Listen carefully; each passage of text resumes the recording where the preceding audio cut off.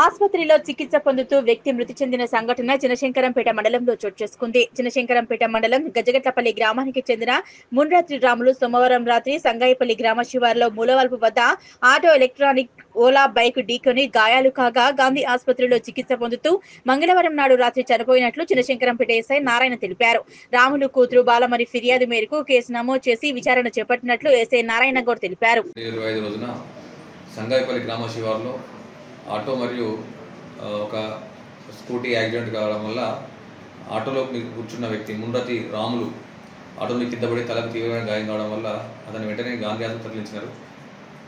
చికిత్స పొందుతూ అతను నిన్న సాయంత్రం 6:30 గంటల సమయంలో మరణించడం జరిగింది. ఈరోజు వాళ్ళ కూతురు మున్రాతి బాలమణి ఫిర్యాదు మేరకు కేసు నమోదు చేయడం జరిగింది. ఇటు మృతదేహం పోస్ట్మార్టం అనంతరం కుటుంబ సభ్యులకు అందజేయడం జరుగుతుంది.